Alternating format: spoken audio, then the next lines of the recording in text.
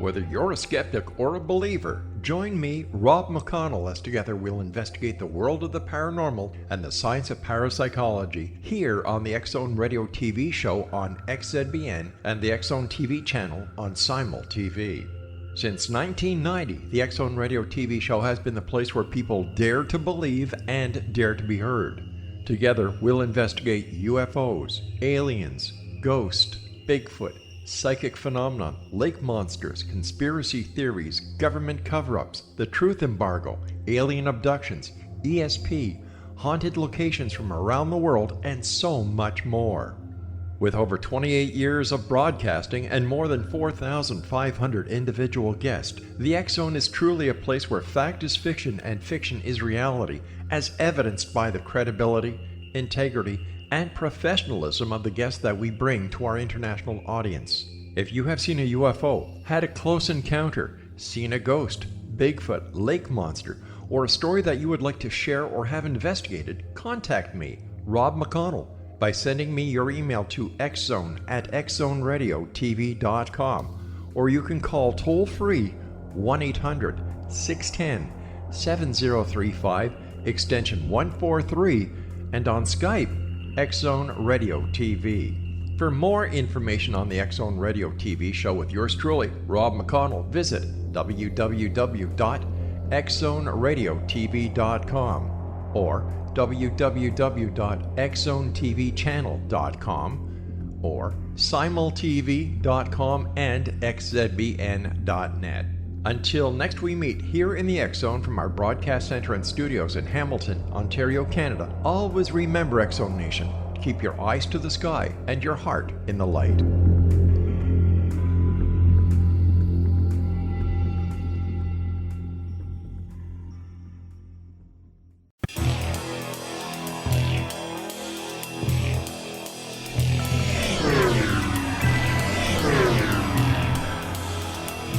This is A Different Perspective with Kevin Randle.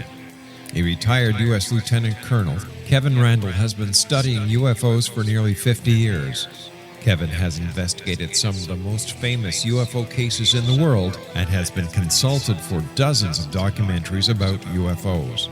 Considered one of the leading experts into the Roswell UFO crash of 1947, Kevin has written more than 25 books about UFOs, including the recently published Roswell in the 21st Century. Now, here is the host of A Different Perspective, Kevin Randle.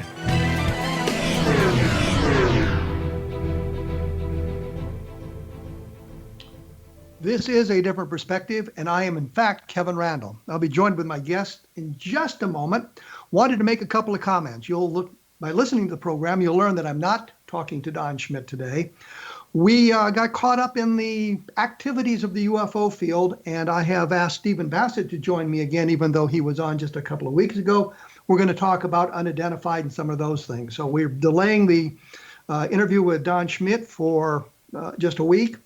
Also, I just wanted to mention this Area 51 attack nonsense and remind anybody who's listening that the use of deadly force is authorized. I think it's more of a joke than actual attempt to breach the perimeter of Area 51, but it's just one of those dumb ideas that I think makes us all look bad, makes the whole UFO community look bad, because it looks like that's the kind of nonsense we embrace. So I thought I would just mention that.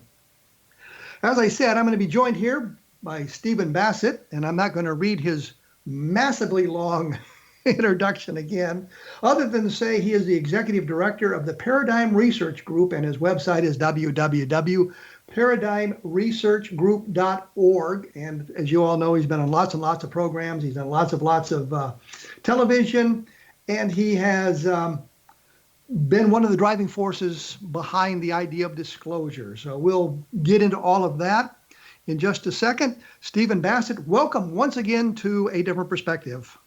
Hi, Kevin. It's great to be with you as always. You know, it's fun talking to you, so I really don't mind having you on so frequently. Well, I prefer that my host have fun talking to me. I think that's an ideal outcome.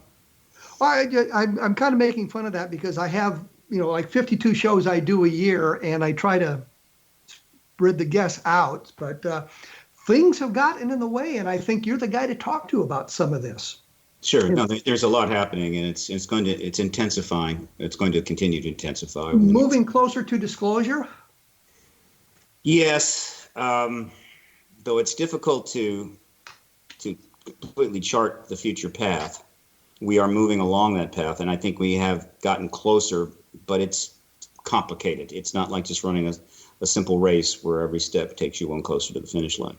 Is the Area 51 nonsense that I mentioned earlier, is that having any negative impact that you can see? No, that's not going to have negative impact. I have a different take on that. Let's look at it from a bigger picture perspective. The interest in this phenomena has been growing for 70 years. If growing means the total number of people that are aware of it, to one degree or another, aware of ET concept, extraterrestrial idea, and all of that, the numbers are huge now, hundreds of millions, if not 1 billion, 2 billion people. So the awareness is great. The truth embargo is in its roughly 72nd year, and that it's kept a lid on the public's interest, trying to contain it. So it's not natural that as we start to get closer to taking that lid off, the level of interest and excitement and energy is going to grow. So this little joke, and that's what it was, give the guy credit. He came up with a cool idea. Actually, I thought of this years ago, but it wasn't a mass march. I thought about, what if we got 100 people to drive to Vegas, and we went out, say, around 2 p.m, and we just 100 cars just in a line and just drove right through the gate. But of course, I did not promote that. So he's come up with this idea, but what has happened, what we've seen is the number of people that have signed up for it. Think of it as a petition.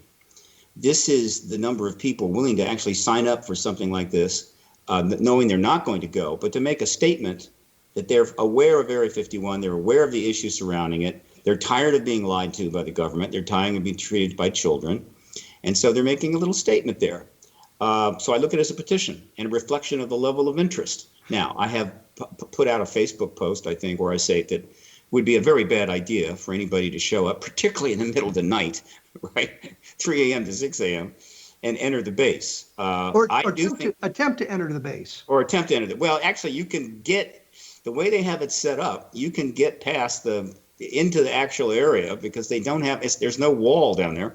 But then you're met by the camo boys. But the point is that it would be a bad idea. But I have a hunch some people are going to show up. Let me interrupt right here because you mentioned camo boys. Yeah. And I'm afraid the audience may not know that you're referring to the security guards on the base. They dress in camouflage, and we call them camo boys. That's right. And their job is to keep people from getting into base. So I think some people will show up. They'll have a little party outside the area.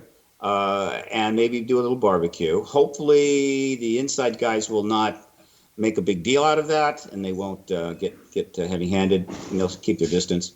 But that's what I think will happen. Now, let me make it clear.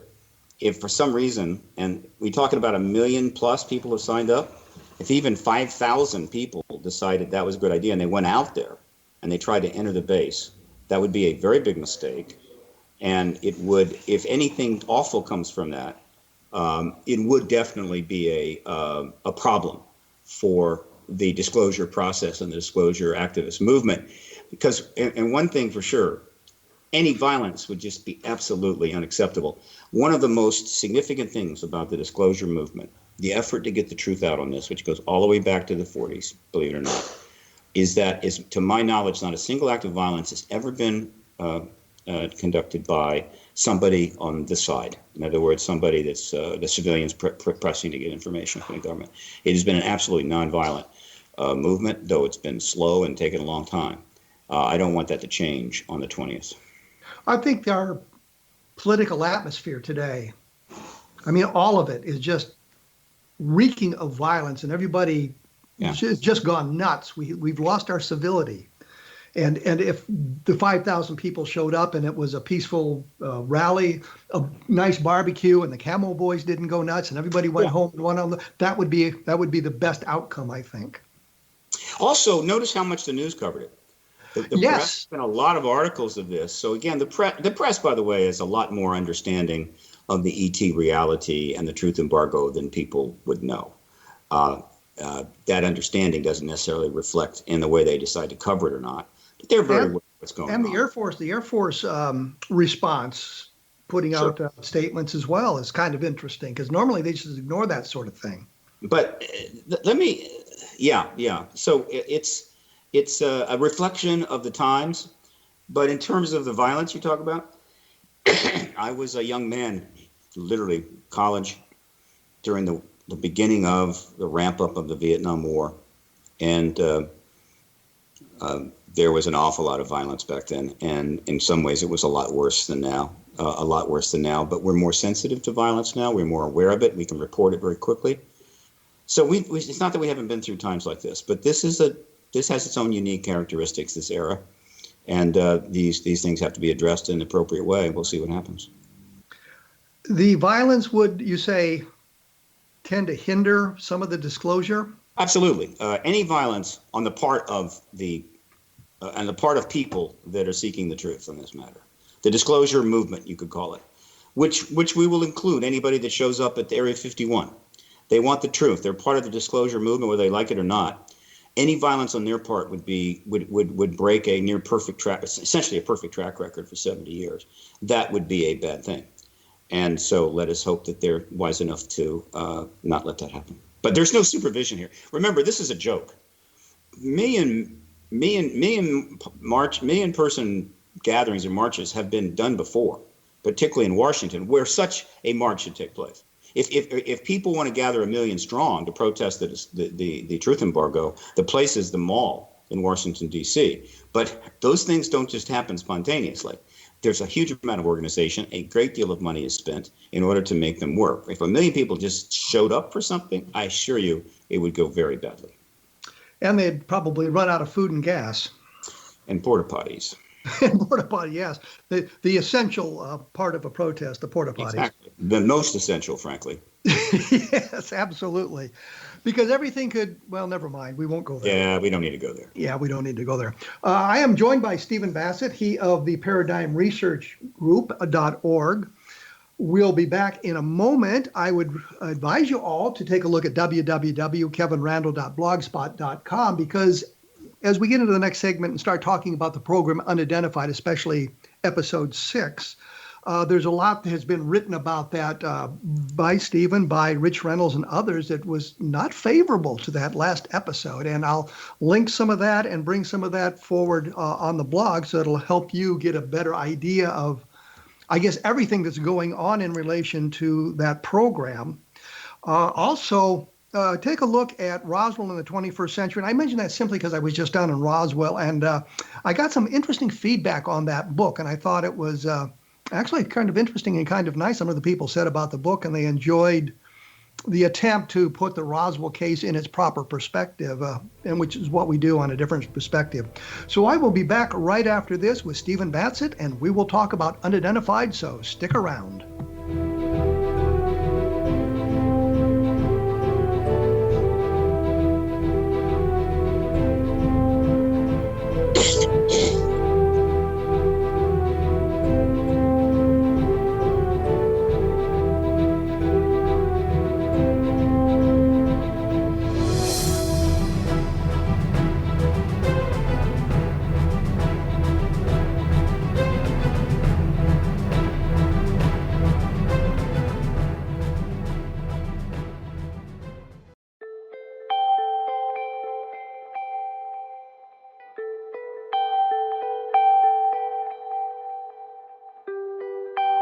It's hard to listen to the news without realizing we're living in volatile, unprecedented times. Yet never has there been such an opportunity to transform the human condition. As old structures fail, where can we find the guidance to co-create a better way? Find Your Path Home is an ever-evolving, leading-edge information, education, and healing resource center designed to support and guide you on your path to unity and enlightenment. Based on sound principles employed by shamans worldwide, we provide techniques that can support you through the current transitions, offering online shamanic classes, international long-distance shamanic healing sessions, complimentary Mission Evolution radio episodes and Stairway to Heaven TV vignettes, seminars, retreats, and much more. All of this can be found on findyourpathhome.com.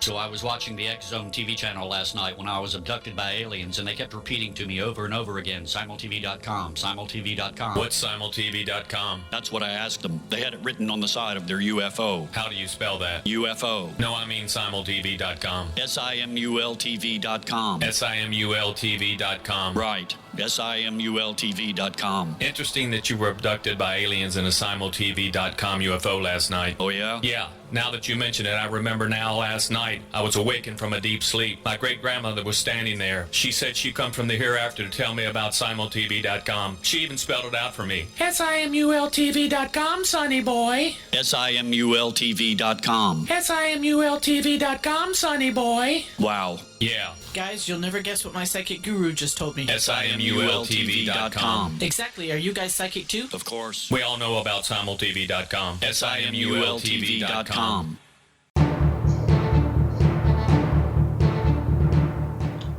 I am joined by Stephen Bassett, he of the Paradigm Research Organization, a group dedicated to full disclosure of what the government holds in the way of UFOs and that sort of thing. We were talking a little bit about the attack on Area 51, which is probably a joke and probably not a lot of people will show up, but maybe some will. But the reason I wanted to have Steve on the show again was he had caught me a little bit by surprise. I was in Roswell, so I didn't get to see the final episode of Unidentified. But I understood from colleagues and friends that it wasn't maybe the best episode, and it was a little bit off the rails. And Stephen, you had posted something not long after it that suggested you weren't really thrilled with it either. Can you give me a little bit of detail on that? This is a little complicated, so you're going to have to bear with me on this. Let me preface my comments about the To the Stars Academy circa that episode. In other words, the entire, I guess you'd say, history of it leading up to that episode. Over a lot of in the modern era, let's go back. We'll stay within the internet era, where the World Wide Web was functional, the internet was up. There have been a number of things which have turned up in the news, turned up in the public domain that were extremely disturbing, dealing with stuff the government's up to and what's going on. And by and large, there was almost no engagement by the public, and very little coverage, not that much coverage by the media. I can give you two classic examples of this. Right around the turn of the century, around that 2000 period, I can't remember the exact dates, there was a story that emerged regarding the Echelon program. The Echelon program was a spy satellite system that was being operated by a number of countries. And what was learned was that the UK and the United States were swapping data because it was illegal to use that system to spy on their own people. And so what was going on is the UK was spying on us and then giving it to us, and then we were spying on them and in the UK and giving it to the UK people. And this revealed for the first time really the extent of the satellite surveillance they had, sucking up virtually every phone call in the world and so forth. And of course, the violation of the law. Well, it got some coverage. Let me interrupt here, because there was something called Project Shamrock, I think, where the international telegraph or telephone services were being monitored by the government as well. But this goes back before the internet. Is this an outgrowth of that? But no, I don't know if it's an outgrowth, but this idea of increased surveillance and so forth has been a thread that we've been dealing with and looking at and responding to. I'm just referring to this one instance that occurred definitely at a time when we had the internet. There was no engagement by the public. There was very little coverage, and then it just disappeared, right? It emerged, the concept emerged again with the Snowden the document dump, which did create quite a bit of news and some engagement by the public, including a documentary and other things. So that was a little bit more of an engagement. And here's another example. Around the same time, could have been just after the 2000 or maybe before 1999, an article turned up in the Washington Post mentioning that the Air Force was doing research on antimatter weapons. And I commented on this at the time, wrote some stuff out. They didn't have that much people paying attention to what I was doing. And what can I say? There was virtually no coverage, no follow-up, and the public didn't engage it. There was no reaction, really, even though the implications were staggering, absolutely staggering. The vast majority of people have no idea what antimatter is or the implications of antimatter. But those who do, and I'm sure that includes a lot of journalists in Washington, know that antimatter would be the absolute ultimate weapon, the most powerful weapon that humans could possibly create.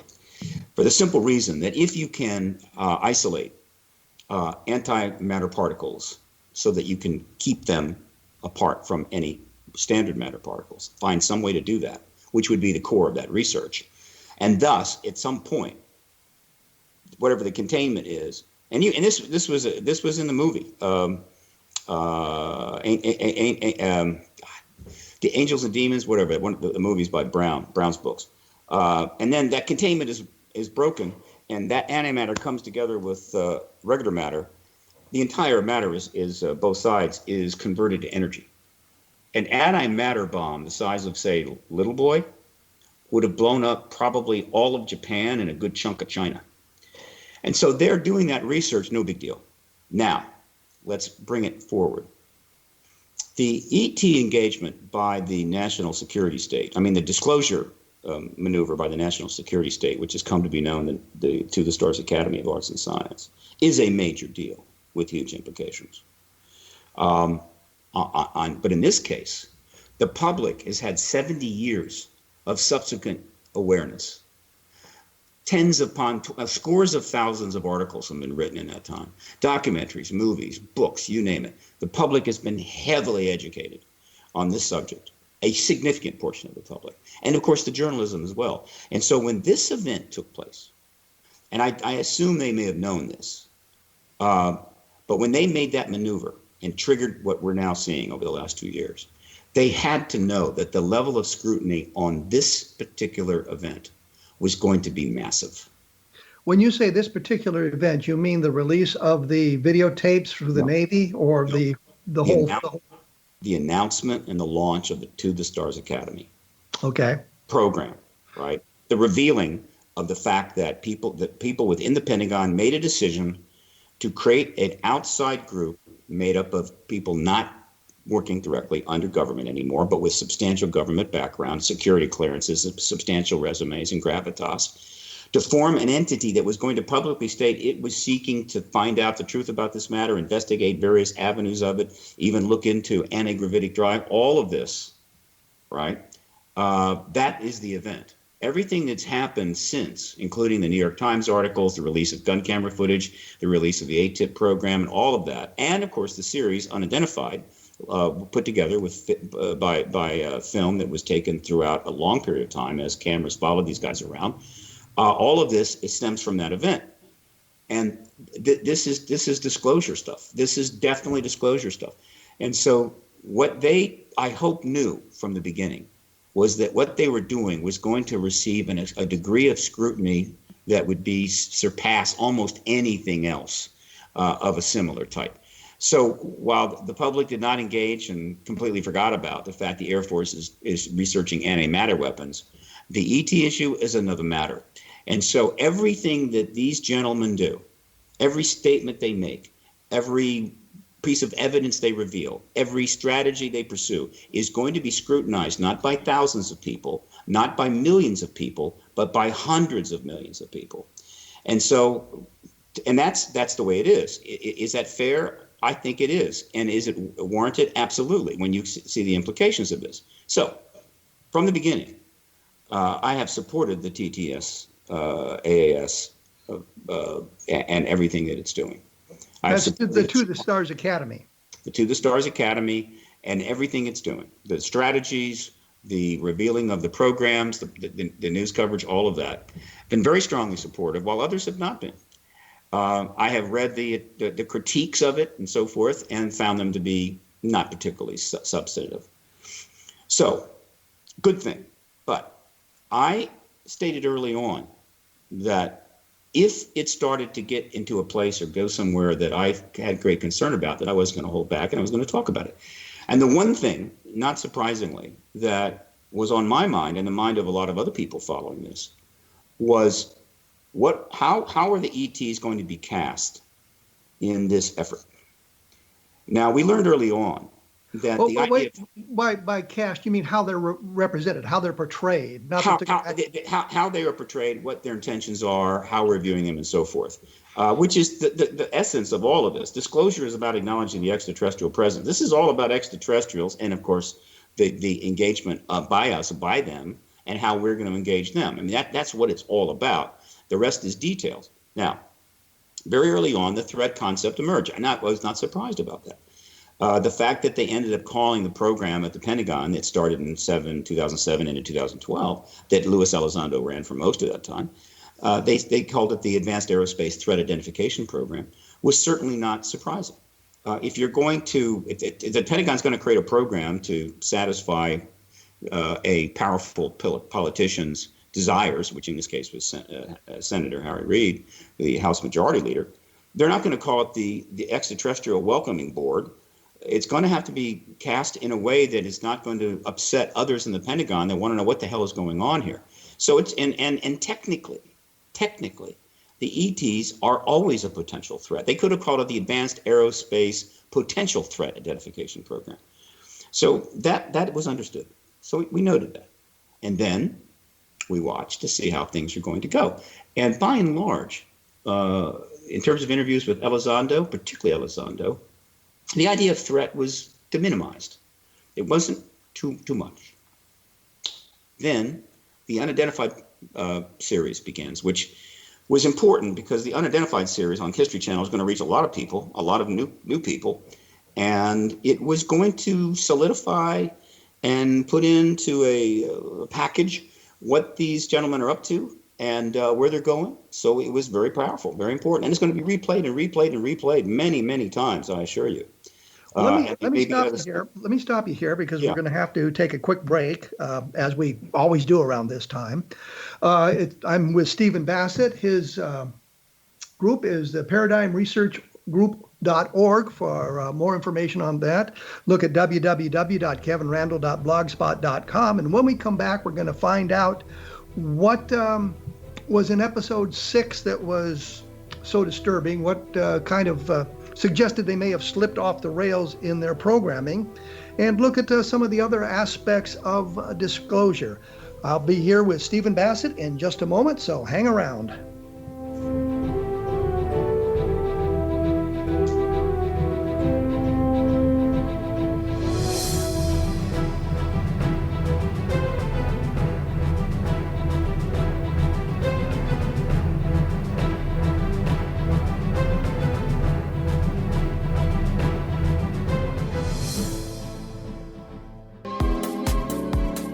How would your life change if you could develop the business and personal skills that you need in order to make more money? Do you want to learn how to achieve your big life goals faster?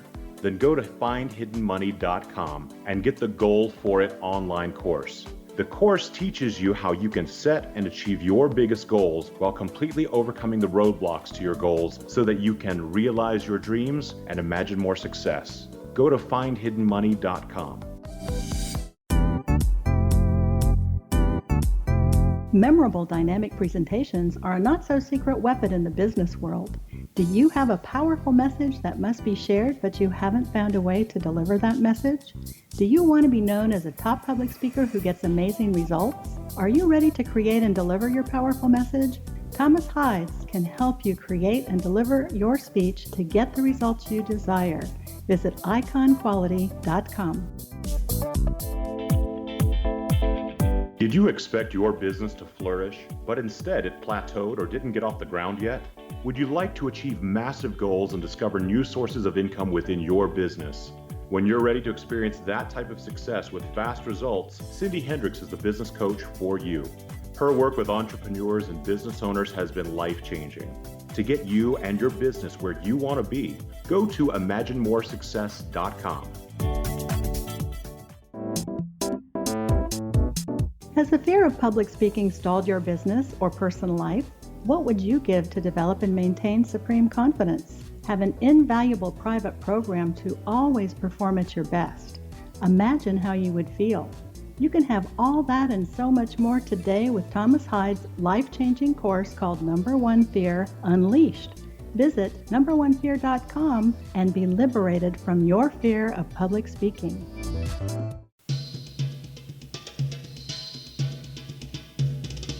I am here with Stephen Bassett. We're talking disclosure. We're talking Unidentified, the program on the History Channel. And Stephen had gotten us to the point where the Unidentified program was an important way of telling lots of people about what has been going on in the UFO field, especially in the last 10 years. And we're moving toward episode 6. So pick up where you left off, Stephen. I didn't mean to interrupt you, but we had to do it. No interruption. You got to get commercial. You got to pay the bills. Look, so a lot of people were going to be watching the Unidentified series with great interest. And of course, I'm watching it from my perspective. And what I saw was that the threat concept, the threat meme, slowly increased with each episode. The reference to ETs as a threat, not a potential threat, virtually never, I don't know if they ever used the phrase potential threat, slowly increased. But in the early episodes, which were very good, it was okay. But nevertheless, it continued to be there. And then episode 6 turned up, and that was the disturbing. I guess you could say it was a watermark moment. It was a milestone in a sense. What they did in episode 6, and this may have been just a mistake. It may have just been they had an idea, they pursued it, and it was probably a big mistake, but they went ahead and aired it anyway, is that they went all across the Pacific. I mean, they went all the way across the Atlantic to Italy and met with some researchers there who had their own thinking about the ET reality. But the focus clearly of this meeting was fundamentally an incident involving a helicopter, which the researchers there claimed was disabled and forced to land by an ET craft. This story is not strong.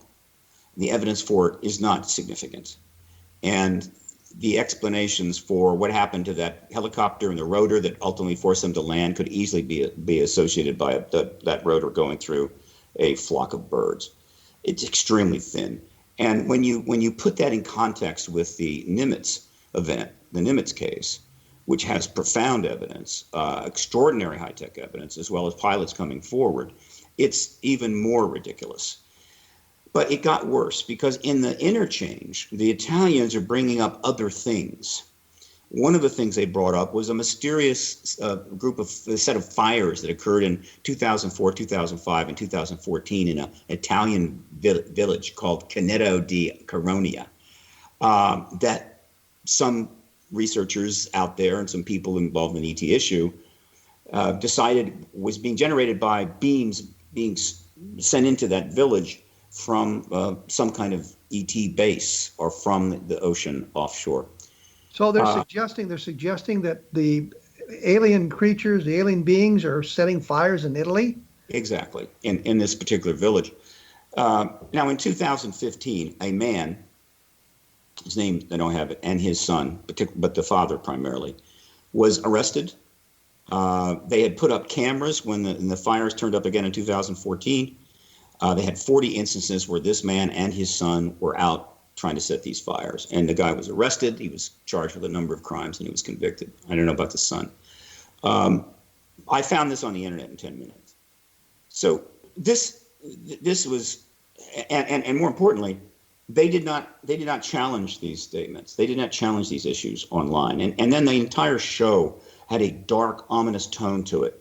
Every aspect of it was designed to give you a sense that, wow, ETs are a threat. They're taking down an aircraft. They took down a helicopter. And what's so ridiculous is that in the show itself, Louis Elizondo actually stated that he, in his entire time working on this issue at the Pentagon, had never heard of an instance where an ET craft had, quote, taken down an airplane or forced it to land or done anything to an airplane while he was there. Of course, we know about times that ETs have how would you say, turned off the electrical systems of planes that were threatening them. The Iran case is very well known. And then the plane would recover after it had fallen a bit. But in terms of directly damaging his planes, no. And yet they're sitting there just listening to this with great intensity. This was a huge mistake, and I had to address it. And the point is this. If, in fact, this threat theme continues and escalates, then we have a serious problem on our hands. Because that it will support, possibly even justifiably support, one of the concerns that a number of people in the field have is that there is a significant ulterior agenda by the military intelligence complex to finally make the decision to promote the threat of extraterrestrials to the public, to the journalists, and to the politicians, and as a result, justify massive military expenditures in order to defend ourselves against these invading ETs, hundreds of billions of dollars, if not more. And that would be a really colossal mistake. But it gets worse, because at the time that this show aired, my sources had confirmed to me that they confirmed additional information to me on top of what I already knew, which was that for the last year or so, members of the Two of the Stars Academy have been meeting on the Hill with members of Congress, including committee chairs, high level. The pilots have been taken up there and talking to them. So they are essentially lobbying the Congress, I'm sure, regarding potential hearings, which I love it. I think it's fantastic. But they've been doing that. We don't know what they're bringing up in those meetings because that is not discussed. If it were discussed, then the meetings would not be private, and that would generate a lot of political problems for the people involved. But they're keeping the lid on it. Okay. However, I also learned that a briefing was given to the executive, that the pilots were present. Who else, if anybody else in the Two of the Stars team was there, I don't know. But Donald Trump was there. And so that confirmed to me that this meme is very likely, this threat meme may have been presented to the president at some point. Then you factor in the Space Force, and you put it all in, put a bow on it, and the potential here is extremely concerning. And so I put out the statement, part one of the TTSA's switch, or the trend in the TTSA's progress here with a heavy threat emphasis. And invited everybody to scrutinize, again, what they're doing and watch very carefully. Now, I'm about to put out a second article, which I could have done before, but I didn't. And this article is going to focus on Tom DeLonge. Tom DeLonge. That's right. And let me be clear. Let me restate again. I have been very supportive of the TTSAS, I'm sorry. And everything that it's been doing. And I've been supportive of Tom DeLonge.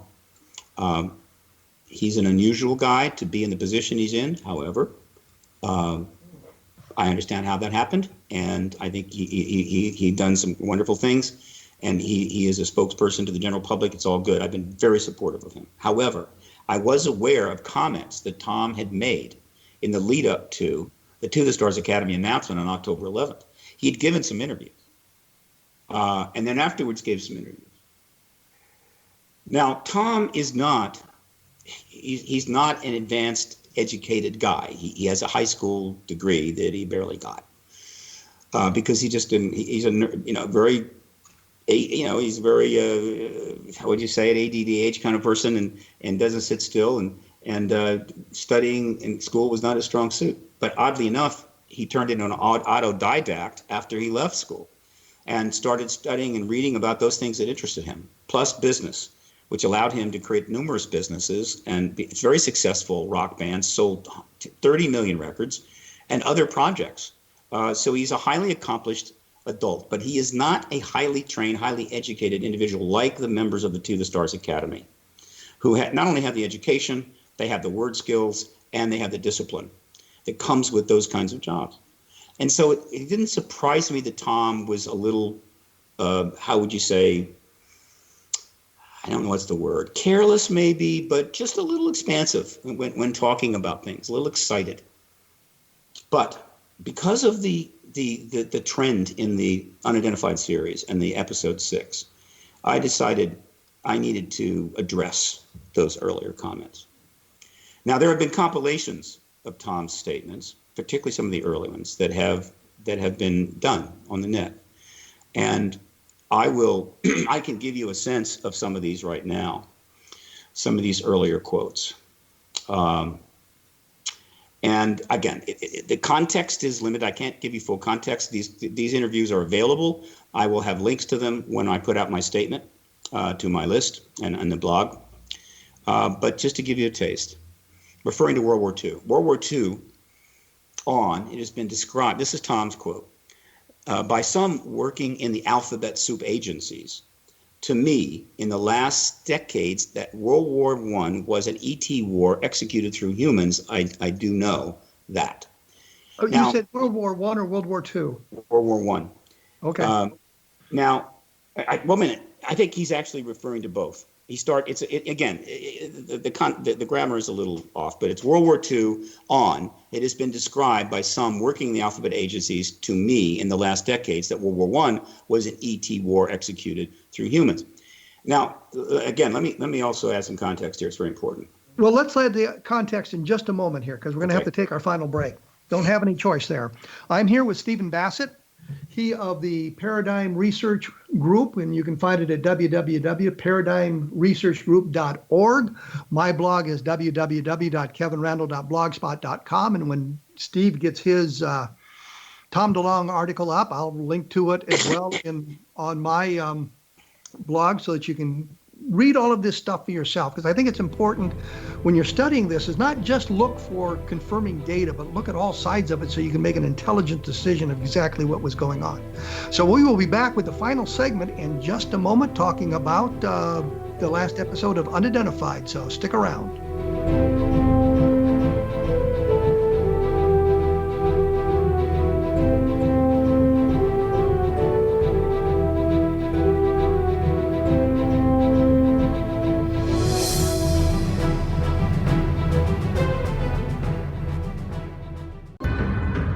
If you are looking for a safe, zero-calorie natural option to the harmful artificial sweeteners on the market today, Just Like Sugar is what you're looking for. Just Like Sugar is a wonderful natural alternative for those health-conscious people who choose a calorie-restricted diet with a great, pure, sweet flavor that tastes just like sugar. Just Like Sugar is a great natural option for people suffering from diabetes and may be useful in restricted diet programs where standard sugars are not allowed and does not cause a laxative effect of some other sweeteners. Just Like Sugar comprises a perfect blend of chicory root fiber, natural calcium, natural vitamin C, and Just Like Sugar's sweetness comes from the natural flavors from the peel of the orange. Just Like Sugar is a natural alternative to harmful artificial sweeteners and will change the way that you believe all natural sweetener products taste. Just Like Sugar is available at your local Whole Foods markets, Wild Oats markets, Henry's, Sun Harvest, and many other fine natural food stores in the U.S., Canada, and worldwide. They are here, and they've been here for thousands of years, making their presence known in the shadows. They might be seen by a lonely motorist on a deserted road late at night, or by a frightened and confused husband in the bedroom he is sharing with his wife. But who are they? What do they want? Why are they here? Perhaps most concerning, has the government been aware of their presence all along? The new book by Eli Marzulli, UFO Disclosure, the 70-year cover-up exposed, delves into the world of UFOs. Can full disclosure be soon? Order now and receive a free hour and 37-minute DVD on the UFO phenomenon. UFOs are real. Get both the book and the DVD, a $40 value, for only $19.99. To order your book and DVD today, go to lamarzulli.net. That's LAMARZULLI.net. You have heard of the X Zone? Now watch it on Simul TV, plus 500 video games, live TV channels, free video on demand, worldwide, and more. Does this sound like tomorrow's television? Well, it is, but you can have it today, right now. It is Simul TV. Simul TV offers what the others only wish they could provide. 15 exclusive channels like X-Zone, Sci-Fi, and Horror. We are worldwide. No other provider offers that. 500 built-in video games. No need to have an extra expensive system. We have them included. Free video on demand. Live streaming events from around the world. interactive online network, and much more. Tomorrow's TV today. Simul TV. Sound too good to be true? Well, it's not. You can have Simul TV today. Sign up at simultv.com. Do it today.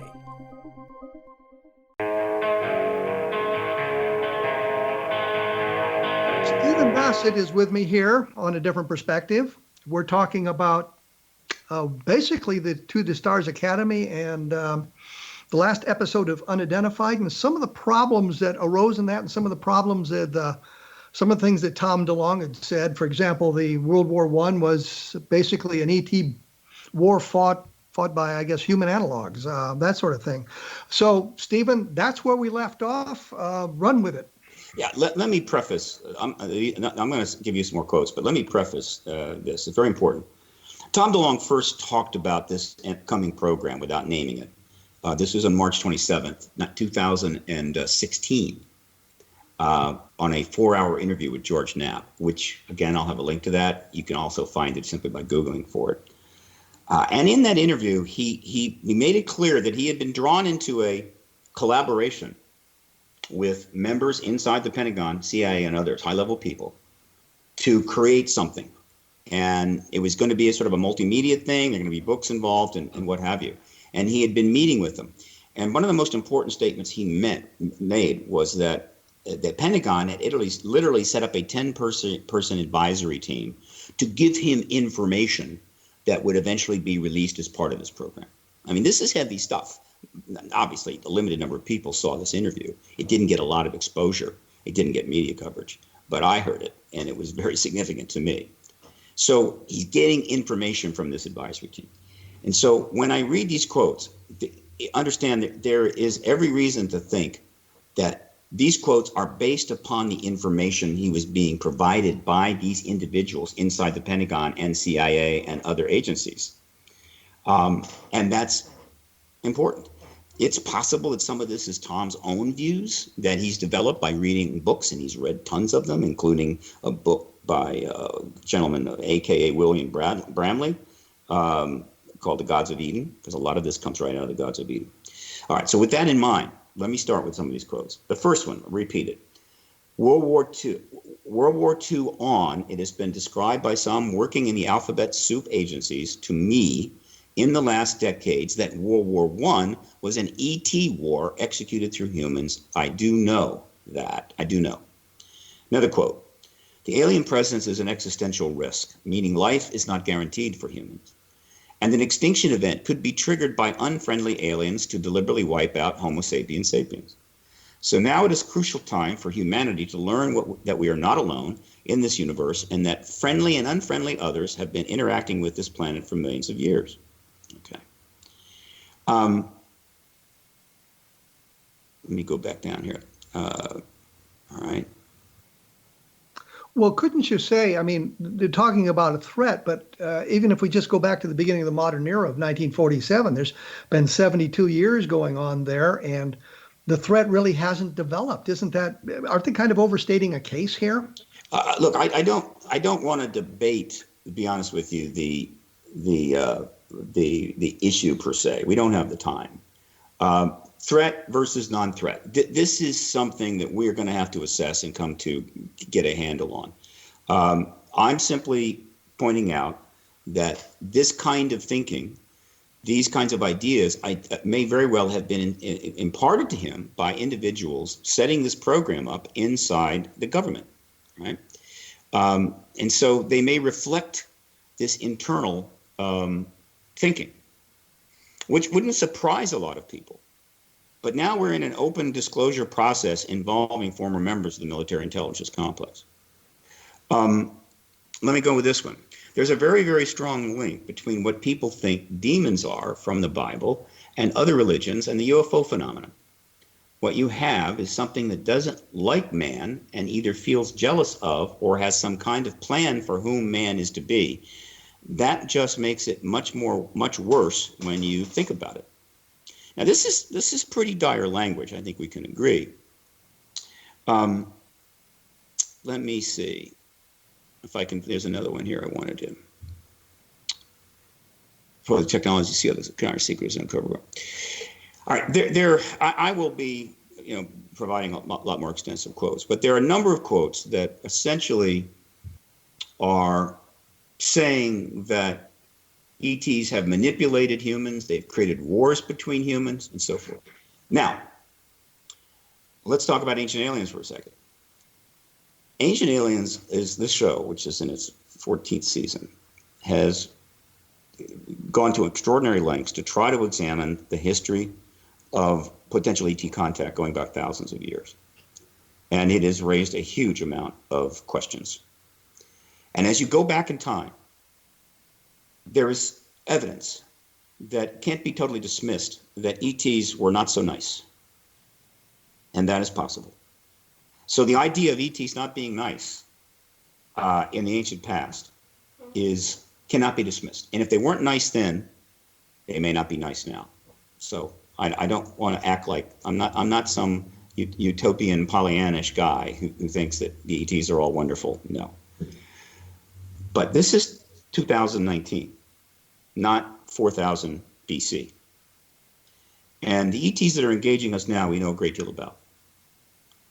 And so we have to be really careful that the current presence is cast properly and that it is properly presented to the American people, and there is no effort to manipulate the truth that we do know about these ETs into a classic human modality, which is war as politics by other means. We can't go there. If we do, it's disastrous. And just a couple of reasons why that is true.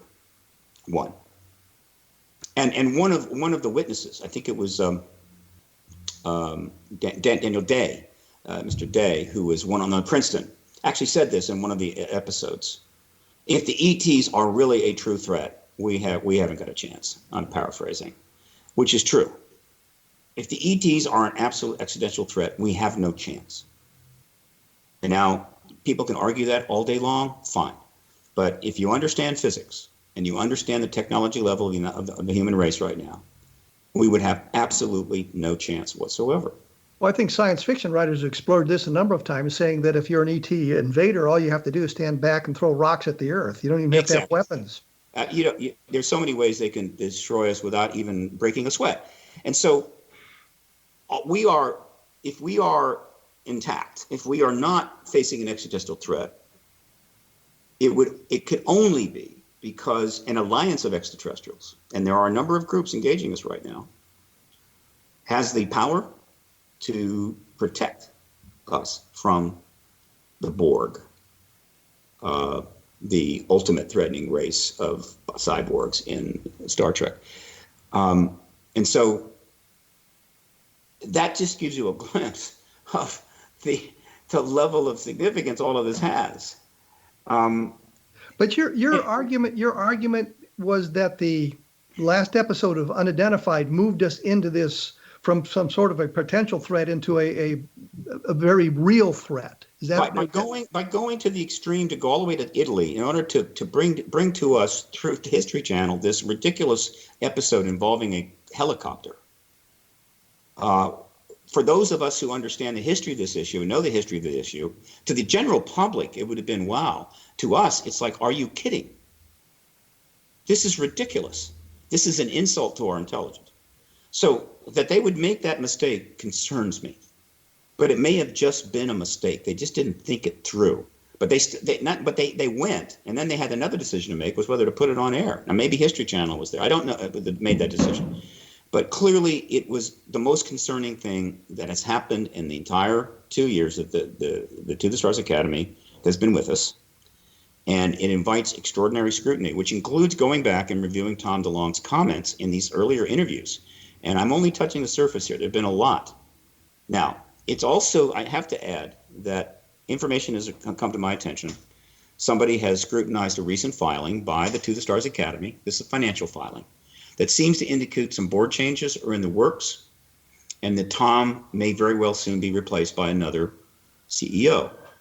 And what his role would be after that, I don't know. This would be a logical transition. We'll see. That's not intended as a criticism. And in fact, it could be, or nor a negative thing necessarily.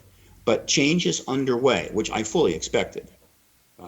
So again, this massive program, this extraordinary program, deserves the complete attention of everybody with a computer, because nothing has probably, other than a nuclear war, nothing has potentially greater impact on our future in this planet and in our country than the outcome of this initiative and disclosure. Well, we're going to have to leave it right there, Steve. Yeah. And it's a good place to wrap up, I think. Let me thank you for taking time again to talk to us about this sort of thing. And probably as the situation develops, we'll probably have you back to fill us in a little bit more. You can take a look at his website, which is www.paradigmresearchgroup.org. I'll have more information at www.kevinrandle.blogspot.com. Stephen, thank you very much. As always, Kevin, and I'm sure I'll be back soon because the developments are happening very quickly. Okay, thank you, sir. Bye-bye.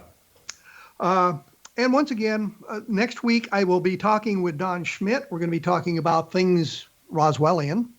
Following up that, I'll have Alejandro Rojas on the program, again talking about these sorts of activities that Steve and I just talked about. And finally, I'll have Kathleen Martin talking about the Barney and Betty Hill case.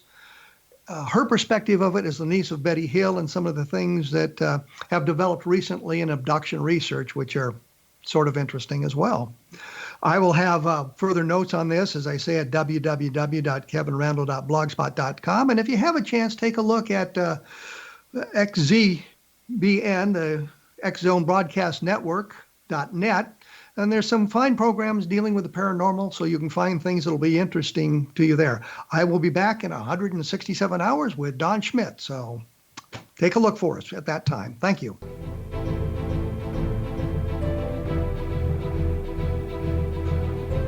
And music.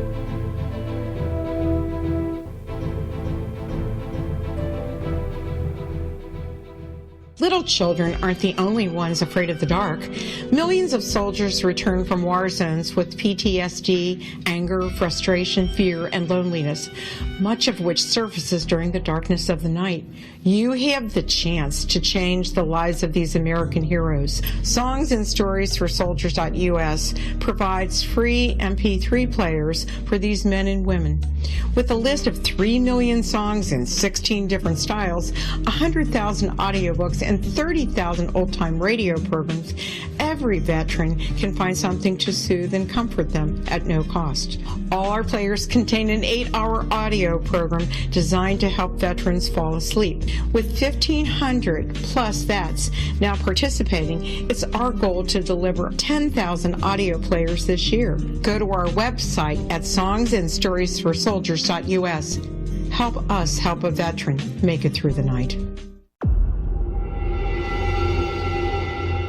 Whether you're a skeptic or a believer, join me, Rob McConnell, as together we'll investigate the world of the paranormal and the science of parapsychology here on the X Zone Radio TV show on XZBN and the X Zone TV channel on Simul TV.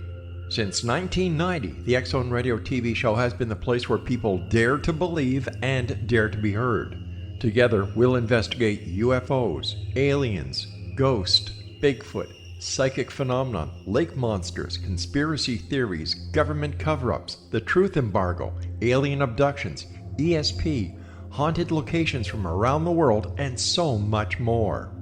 With over 28 years of broadcasting and more than 4,500 individual guests, the X Zone is truly a place where fact is fiction and fiction is reality, as evidenced by the credibility, integrity, and professionalism of the guests that we bring to our international audience. If you have seen a UFO, had a close encounter, seen a ghost, Bigfoot, lake monster, or a story that you would like to share or have investigated, contact me, Rob McConnell, by sending me your email to xzone@xzoneradiotv.com, or you can call toll-free 1-800-610-7035, extension 143, and on Skype, X Zone Radio TV.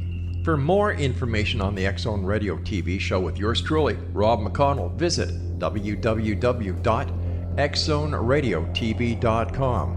or www.xzonetvchannel.com, or simultv.com and xzbn.net. Until next we meet here in the X Zone from our broadcast center and studios in Hamilton, Ontario, Canada, always remember, X Zone Nation, keep your eyes to the sky and your heart in the light.